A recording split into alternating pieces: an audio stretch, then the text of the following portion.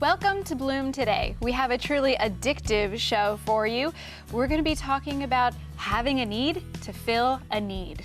Hi, I'm Paula Wallace, president of Bloom in the Dark, and this is Ginny Priz, the single-handed serenity coach. Welcome to Bloom Today, where we talk about internal and external brokenness and how you can heal, so that you can use the fertilizer of your past to bloom today.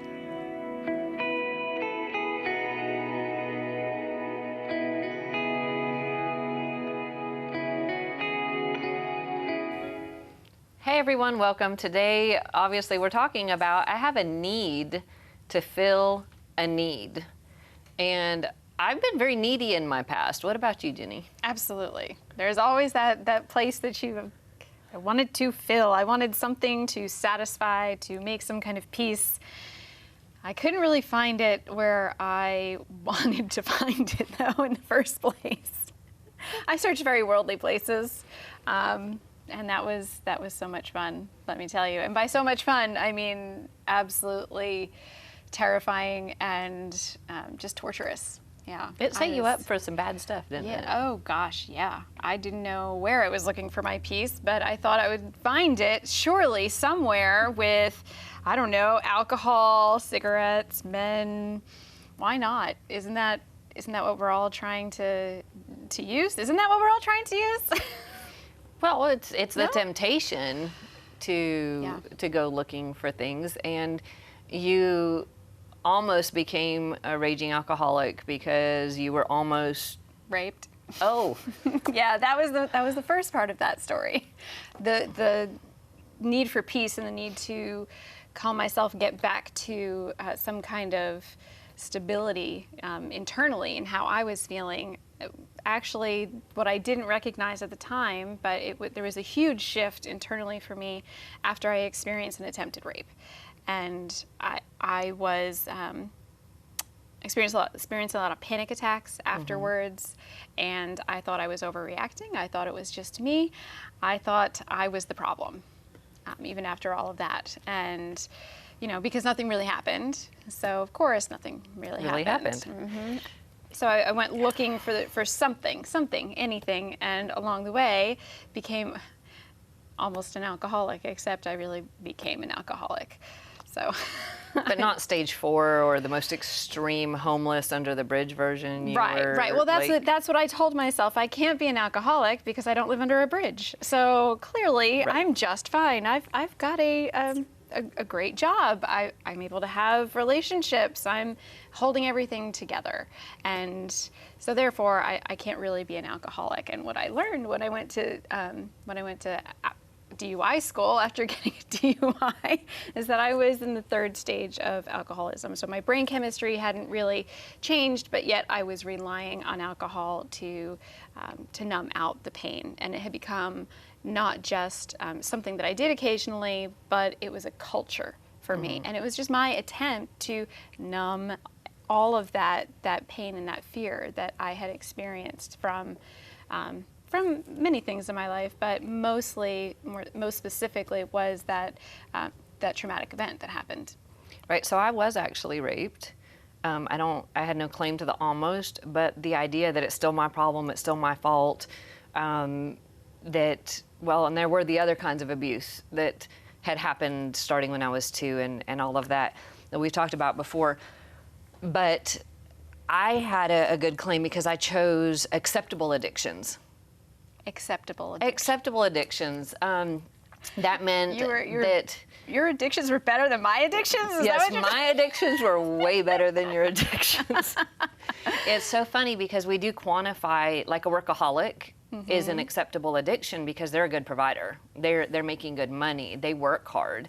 Right. But it can still destroy their families. Absolutely. You look at somebody, in my case, I went from having a reading addiction where anything I had to do other than reading, escape, because obviously that was a great escape, living in a different world through books, because we didn't have television, so, had to be books. And I literally had a book with me all the time. So if I had 2 minutes waiting for something, I was reading. If I didn't have a book somewhere, I went into a panic because that meant I was going to have to be me stuck with my own thoughts. for this time frame in my thoughts had all this torment and pain and ugliness in it. And so whether it was a shopping addiction or a food addiction, all these different stages of addictions that weren't those horrible ones like alcohol and drugs. I had the proper acceptable addictions. Proper addictions. Wow, what proper an oxymoron. addictions. But that's how we lie to ourselves and rationalize. But when I got angry and lashed out at somebody because they interrupted me while I was reading. Oh, how dare you. But it was an addictive response Right. to a situation. And it's so funny when you take the good or bad or appropriate or wrong or glorified addictions like somebody who cleans all the time, you know, well, look, their house is spotless. But if it's an addiction that actually Right. controls them and interferes with family and relationships and all the ways that addictions pan out, it doesn't matter how, quote unquote, proper or good or bad the addiction is. Yeah. The destruction to our families, our relationships, our world, ourselves Still is very still real. there. Still very real. And it doesn't start as an addiction. It doesn't just one day go from one thing to the next thing. It's a slow process. And we think, oh, this'll just get me through the next 5 minutes, 10 minutes, the next night, whatever that is, until I can go shopping again, whatever that looks like. And then but then over time, it's still not enough. It's still not enough, and it's still not enough, and it's still not enough. Because at the end of the day, the only thing that's going to be enough for us is God, is the relationship that we have with Him to fill that place of brokenness inside of us. So you're saying that everyone can actually turn to God instead of to addictions, because addictions seem to meet certain needs temporarily, but God has the only true fix for those same needs. And a lot of times we are needing things that much due to loss or brokenness or abuse or trauma or Sure. difficult circumstances. Well, for me, it was I needed to numb the pain. I needed to dull the pain. This place where I'm at is unacceptable. It's too much. I can't live here consistently. And I know that alcohol has been used as a great way to numb out from my family and my friends and all of the college students that I knew. So maybe that's a great way to go ahead and numb that out. And from an addiction side of things, addiction mindset, really, it was only temporary. That's why I needed to keep going back for more, keep going back for more, keep going back for more. It's only temporary. But if I'm turning to God, now when I stopped drinking, I needed to feel all of those emotions again and actually process through them. And that was really difficult. And it didn't heal overnight. I wasn't fully put back together and didn't have to feel those emotions anymore overnight. But through that process, God did heal me, and that was much more permanent.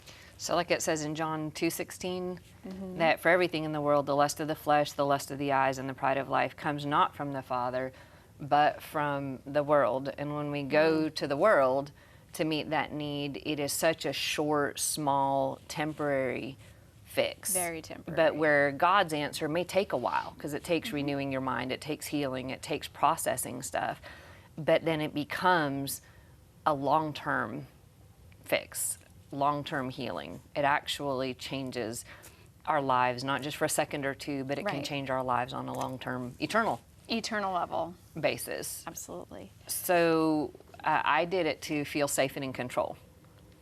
The reading and the shopping and the food and the whatever it was an area where I got to choose. And it might have been a very broken, dysfunctional choice, gaining 72 pounds in 6 months due to a food addiction because of a broken relationship. That's a lot in a little bit of time, yeah. Right, but I was controlling what I put in my mouth. And if I was rejected super, super skinny, then let's just see what happens when I do the opposite. And there was comfort in stuffing and putting something in my mouth and in filling the internal void physically, whether or not I knew how to fill that void emotionally, which is what I really needed, was help with that. But I learned I was really powerless when I started cramming food I didn't like.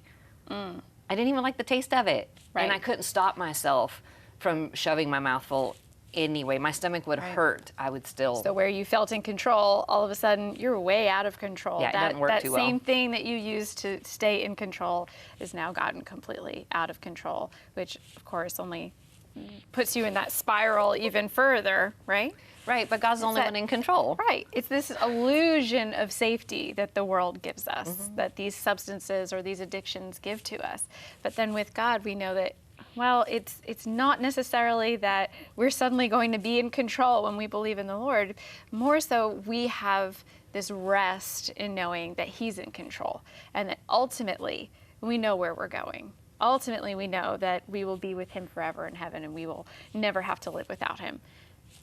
But we do have to live with the idea that here on earth, for this short amount of time while we are here, we are pretty much powerless, but we just have to be resting in His hands. He's still got us here, even though the chaos seems to be raging around us.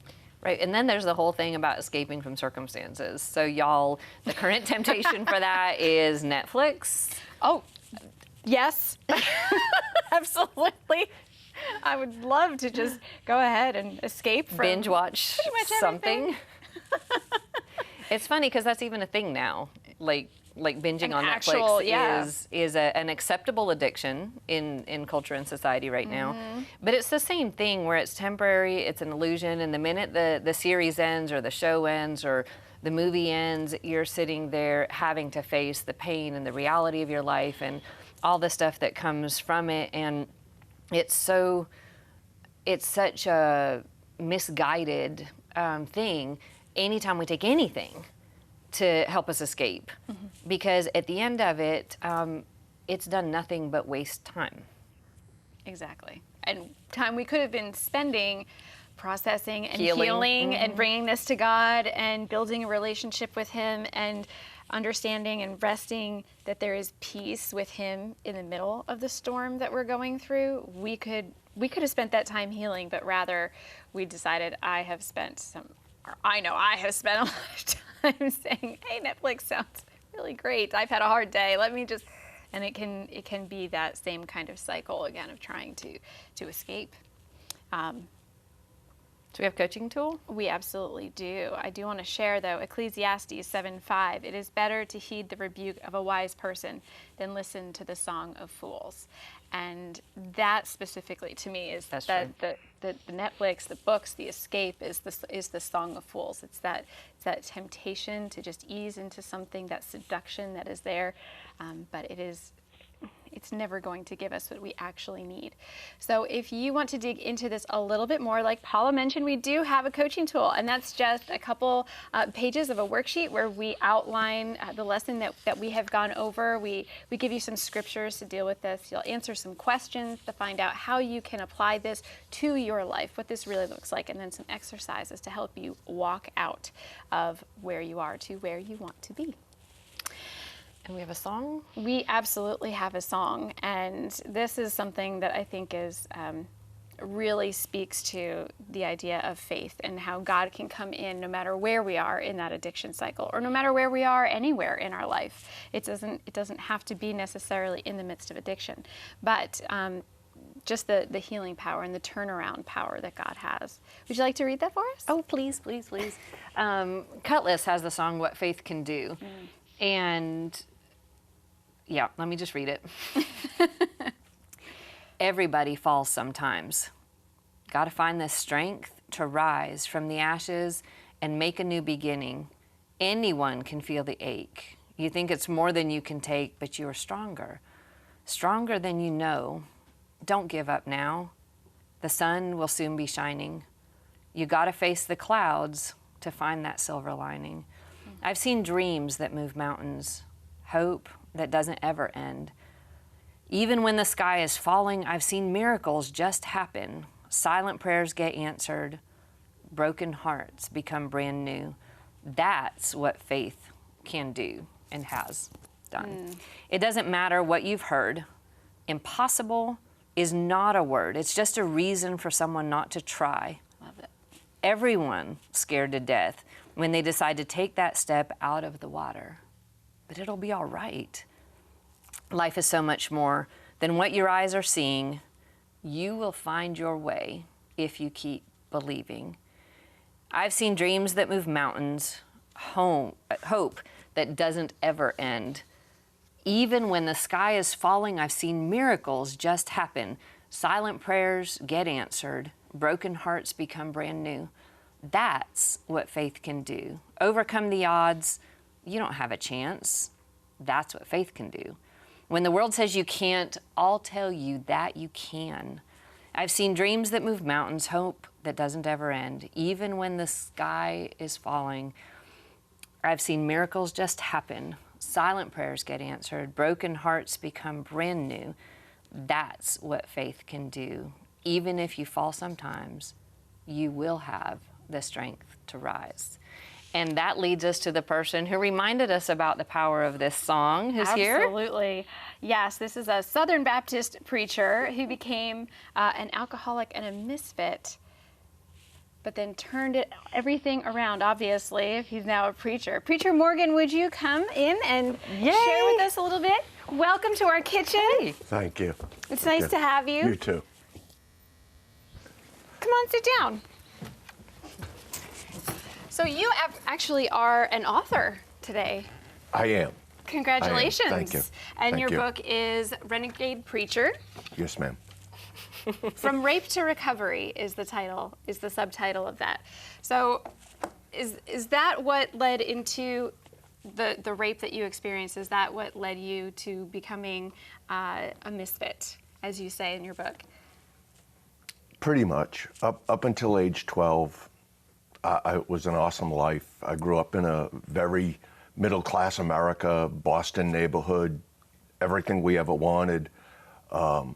At age 12, I was raped 52 times by a guy. Wow.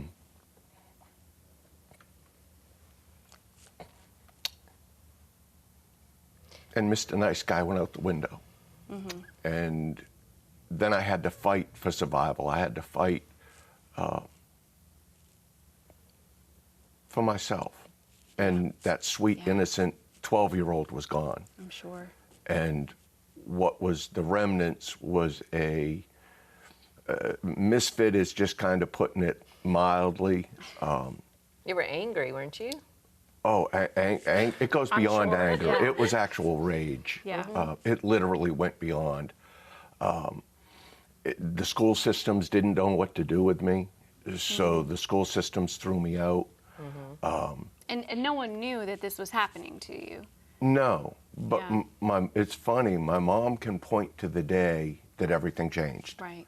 She can point to the day and go, this day something changed. And at the time, I didn't say anything, but now I look back and go, well, why didn't you ask questions? Why didn't you Try to find why didn't out, you try right? and find out? Why did you just let it go? Why not? And so I turned to alcohol and drugs as my friend. Women, women, drugs, alcohol, everything the world said would make you happy. Make you feel better. And That's gonna fix it, all it right. did was mask it. All it did was put the rage was uncontrollable. I would pull police cars over. And- You would pull over police cars. Yes, ma'am. How do you do that? You get behind them and flash your lights and beep your horn and pull into the breakdown lane. Okay. And then they would pull in, and I would pull them out of the car and beat the living snot out of them and leave them on Wow. the side of the road. I just had rage that had to come out. Sure. It does somewhere. It's going to. Yeah. It's gonna, and you can't mask it forever. You can try and cover it with everything the world says will make you happy. But it You doesn't can. work. It doesn't. Eventually, it's. I never ever anticipated being on a TV show telling the world that I was raped. Right. It was a secret I was going to take to my grave that was going to be in a compartment that got shoved deep down inside. Because us guys are, hey, guys are meant to, we don't cry, we never let them see you sweat, never let them see your Right. weakness, never, if you show a weakness, that's where they're going to attack. And so you build these fences and walls up. And we do it as girls too. We just don't have as good an excuse. We're not Oh, manning okay. up. We're just, getting cold and distant and doing whatever else to Right. distract. Right. But the fact is, we all want to hide it permanently because then it maybe never happened. Right? At least we don't have to keep unpacking it and thinking about it. But then, thank God our stories don't end there. They don't end with the I need to hide and I need to live in this rage that I'm feeling. How did God come into your story and start to change your heart? Well, I drank from the age of 12 to 24. At 24, I was looking at serious jail time, and I said, okay, I got to get sober. I got to stop drinking. But I was so angry at God. I mean, Yeah, that right. to me is a huge factor in my story was Yes.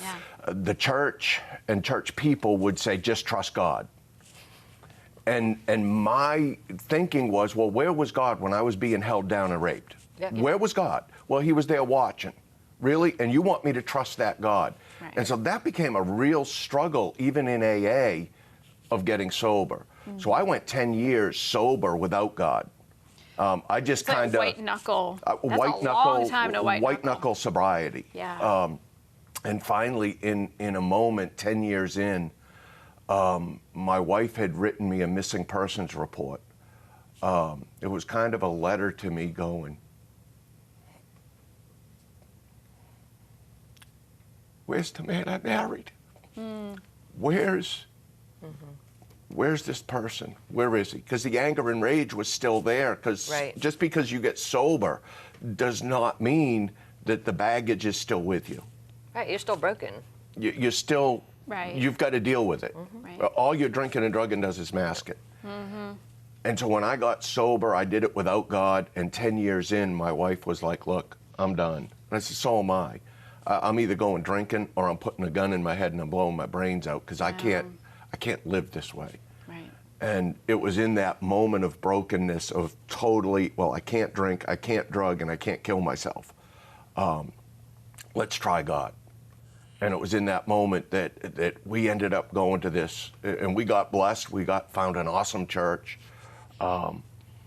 where one of the guys met me in the parking lot as I was sitting down, hiding, smoking a cigarette in between two cars. Yeah. And he comes out and looks at me and goes, what are you doing? I said, I'm smoking. And he goes, why are you hiding? I went, well, this is like church property. Ain't that like a bad sin? Yeah. And he goes, stand up and smoke like a man. I'm a Christian, but I'm not perfect. And it was cool because that was the first time I had been in church and accepted for who I was. Instead of a facade or Instead looking, of- it's all perfect already. Absolutely. So you went to a hospital instead of a country club church. Yes. So you were Yes. okay to be broken and needy and hurting. Absolutely. That makes all the difference in the world. Yes. When you're accepted for where you're at and knowing we're not broken. And you've now taken this recovery that you were able to get. Now, you mentioned AA, but I know also that you have a history with Celebrate Recovery. I do. So where did that real recovery come in? Was that through AA first or through Celebrate Recovery? I tried AA for a little bit, but I struggled with it's funny, at the God factor on the front end. But it took 10 years of walking before I got that.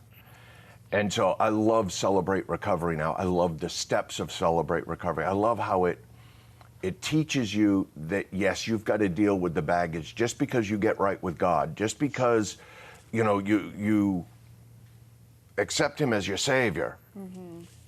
Everything doesn't go away just because of that. You still have to process through, and you still got to walk through the avenue of forgiveness. You've got to, the hardest piece of my breaking the chains that had me chained up was literally forgiving the man who raped me.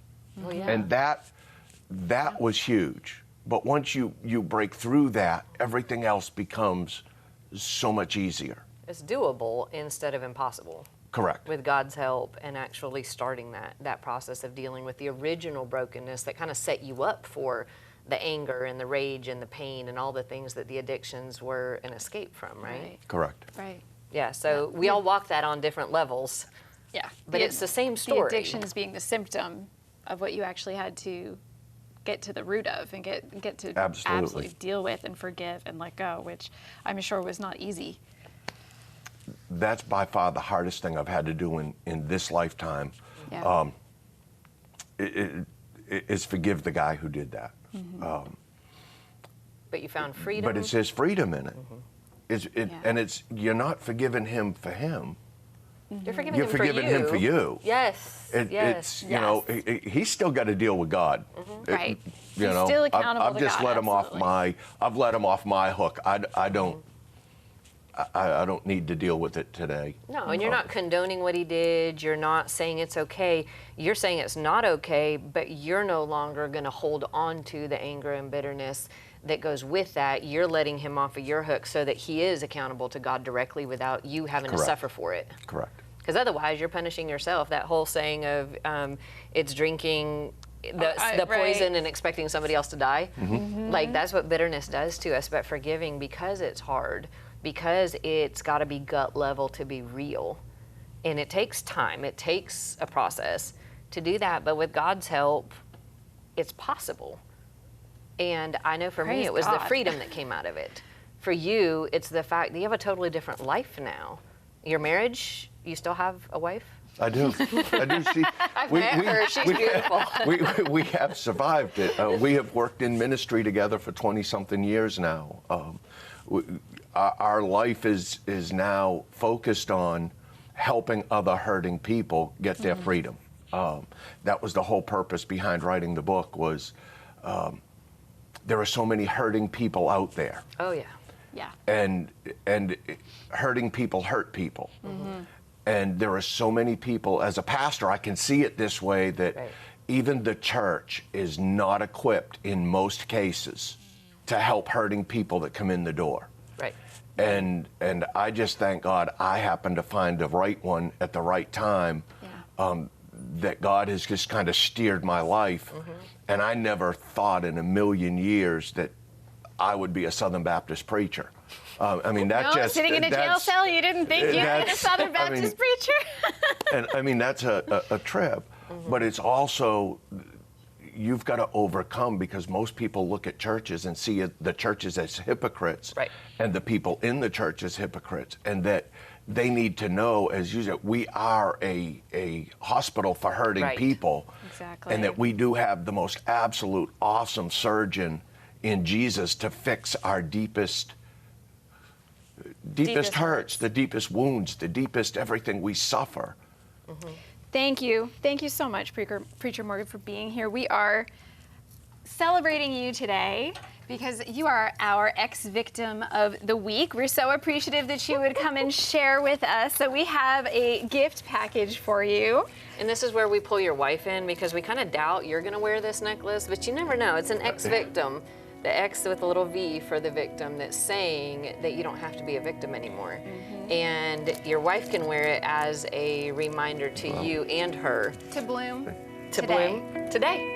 A free PDF copy of the Bloom in the Dark book and a full list of Bloom Today's coaching tools can be found on bloomtodaytv.com. Then visit Bloom Today's Facebook group for deeper conversation.